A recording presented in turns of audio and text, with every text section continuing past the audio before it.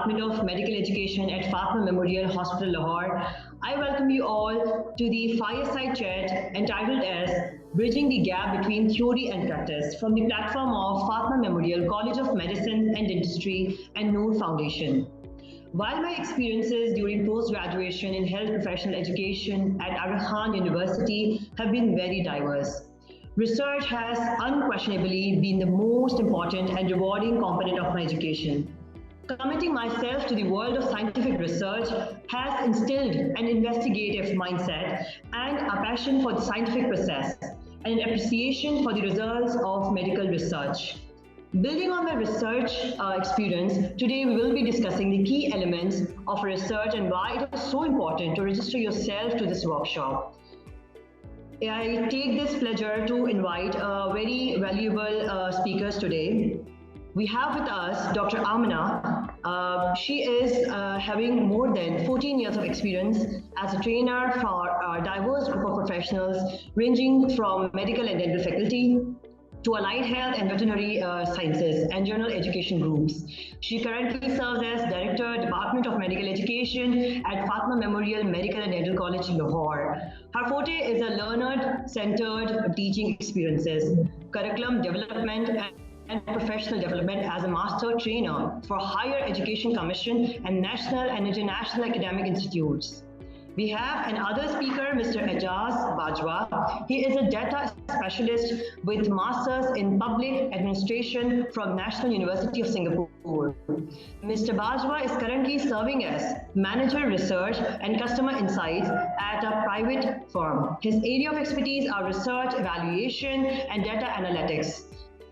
He has undertaken data analysis for Amplify Change UK project and the World Bank project at the Center for Research and Policy. We welcome our esteemed speakers today in the fireside chat. So, starting with you, Dr. Amina, I would like to let our viewers know that since if I talk about research culture, there are a lot of people who are interested in conducting research and wants to become part of it, but they don't have any perfect guideline or I can say that you have heard it well, that many of people are so apprehensive during the research process as well. So can you just enlighten us on this point that with that importance of bridging this gap between the theory and practice is so relevant to this today's workshop orientation? Yes, please. Thank you so much, Dr. Salima, for posing a very relevant question. Well, one of my postgraduate studies at Cambridge University when I was doing my MPhil and subsequently my PhD from the College of St. Mary Omaha, USA. What I learned was that bridging the gap between theory and practice is extremely important for busy professionals. What happens that when it comes to research, there are, certain, I would say, processes that in fact intimidate busy professionals. And those processes are the most appropriate, way to design a question, then, selecting the most appropriate title, identifying research design, and then, designing a data collection tool. And most importantly, once you have the data, the valuable data with you, how to analyze it, both in case of qualitative and quantitative research. So what I learned when I was, engaged in my postgraduate studies and subsequently my practical experience over a span of more than 14 years, what I have realized that somehow when participants attend any capacity building workshop with the name of research methodology, they basically taught the theory of conducting research. What lacks in all these workshops is that they're not given sufficient hands-on opportunities to develop their questions, identify the most appropriate research design, develop a data collection tools, and so forth. So they are not given those opportunities to do all these hands-on activities based on certain tasks that give them enough confidence to go back home and actually conduct studies that are subsequently published as well. So in this particular workshop, what I feel is extremely important to address is this gap, which is very much there when it comes to materializing the theory into practice. So that is why with my team, I coined this title for this particular workshop. Thank you so much. Thank you, Dr. Amna, for sharing the insight. So picking from the Dr. Amna's experience, we have seen that many times if you have picked on right methodology, you are unaware of data collection or data analysis methods. So on this point, I would like to request Mr. Ijaz Bajwa to please let us know what are the different types of data analysis or collection which can one person can apply, and how does it affect the credibility of these results as well? I think very valid point. First of all, I think Dr. Amna rightly pointed out the kind of need from theoretical to practical side and how both need to kind of work together for a policy change. And not only it is important for the publication, but the advancement of knowledge as a researcher or as a policy maker as well.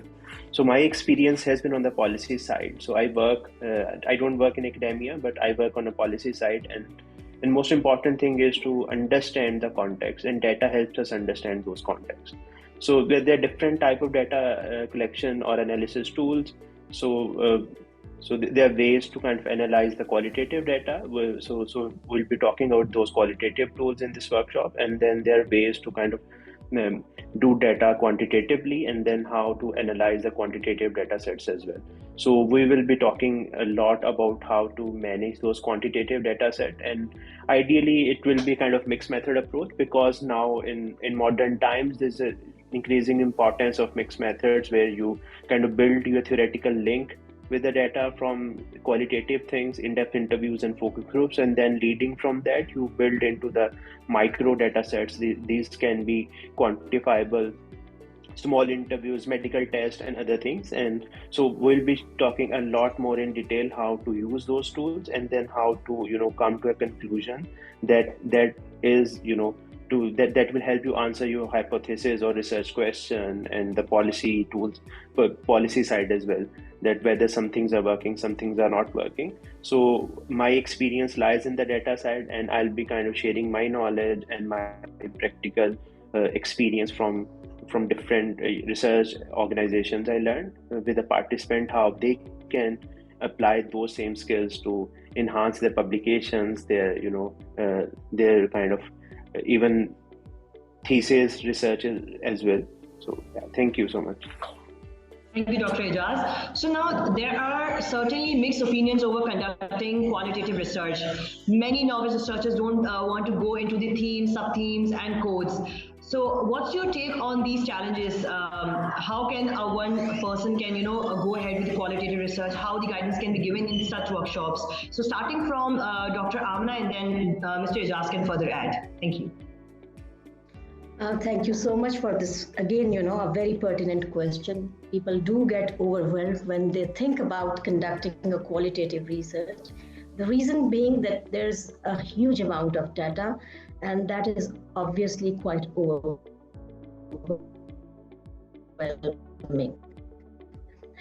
How very logically identify themes and sub-themes from that huge amount of data.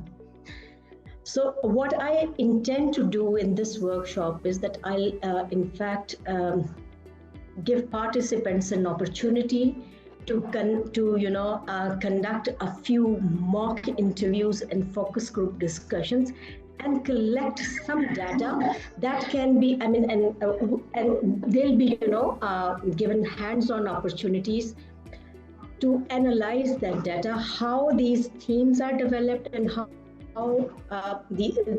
under each theme there are sub themes. It is not that difficult. When it comes to using a software to analyze qualitative data, again, researcher is the main tool. So you have to add certain themes and sub themes in that software. So when you're analyzing qualitative data manually or through a software, it is one and the same thing, and they're equally credible. So this is what we plan to do, that we will give participants hands-on experience of both types of data analysis. Thank you so much. Over to you, Mr. Ijaz. Yeah, I would just like to continue with the same. I think Dr. Amna pointed to the right direction. It is usually a fear of research. Sometimes, people just get a fear that they might not be able to accomplish something. In modern times, I think with the online virtual learning and other collaborative tools, we are meeting today virtually as well. So this is the good thing about the modern, times, that we can connect and we can learn from each other. So this whole, what we like to achieve in this research is, remove all the fears of qualitative data, how people can manage, and I will be more focusing on how they can, remove their fears of analyzing quantitative data side, how they can use this, simple tools. We of course will not be able to touch all the technical things, where validation part and how they can, remove the biases or unbiases, how they can understand those things, but we will be giving them enough knowledge that they can apply to their researches and kind of conclude towards a better, research quality. And in case, as a NUR Research Center, NUR Foundation, what we provide, and we do researches as well as independent evaluators. So we'll be able to support if people need further research support or guidance from our team. So we have the capacity, and we can, support those researchers who need further support and a collaboration, and we'll be able to identify and guide them to a right path, how they can achieve the desired results. Thank you, Dr. Ijaz, Dr. Amna. Now, lastly, I think this question is something which is directly coming from my heart as well, and I'm sure that viewers are also expecting this. So lastly, talking about the future prospects of such research workshops, can you share how these workshops are so indifferent from other workshops which are usually being offered, and how it can help one to develop these skills? So starting from Dr. Amna, and then Mr. Ijaz can share his views on it. Yes, please. Well, Dr. Salima, the thing is that I'm basically a medical educationist. So I'm trained to, I'm trained to give hands-on experience to participants. That hands-on experience or experiential learning is extremely valuable when it comes to workshops, because the philosophy of workshops is based on experiential learning. Once you give participants, going through a certain experience in a very structured manner, where they are observed and given feedback, they give sufficient and required confidence to continue similar practices when they are not being observed. So in a nutshell, if I say that all such workshops which are based on this philosophy, where participants are given hands-on experiences to, develop something, they can, they can in fact become a very important milestone in any participant's professional life, because that experience gives them the requisite knowledge, skills, and attitudes that are needed to further their professional career when it comes to publishing, research, and then, continuing their professional career with, continuing publications. Thank you so much. Thank you, Dr. Amna. Yes, Mr. Ijaz.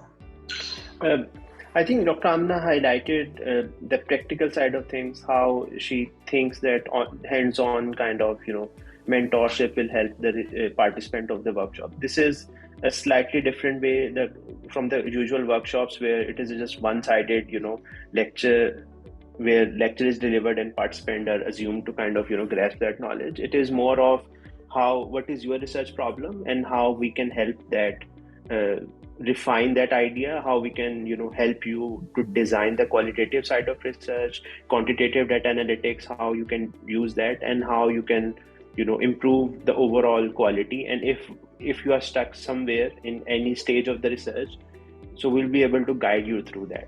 So this is as Dr. Amna is expert on the health side, I'm expert on the data side. I have no experience of the health, but this is the beauty of modern times, that when people learn from each other, different fields, the intersection of knowledge, where data and kind of medical sciences can work together to achieve overall better policy outcomes for everyone. The potential participants of this workshop are not only medical and dental faculty members, but we would also like to, have contribution of allied health sciences professionals, faculty members, people from health professionals or the pharmacists from the pharmaceutical companies, postgraduate residents, nurses, veterinary doctors. Everyone can have, a very relevant experience to develop research proposals in their own area of interest. Just another question, Dr. Amna and Mr. Ijaz, if you can just let our viewers know that who are the potential participants who can actually apply for this research workshop. In addition to health professionals and practitioners, and also the health researchers who work in different education setting. So I feel this workshop will also be beneficial to the social sector professionals who work either as a policy makers or research or in evaluation teams. So that will help them enable them to improve their research quality and also understand how they can learn new things and apply in the local settings. So it will not only be limited to the academic research, but I think it will also help the social sector and other researchers who need some guidance to improve the quality of their work. Thank you so much, esteemed speakers, for being with us today on this fireside chat on bridging the gap between theory and practice.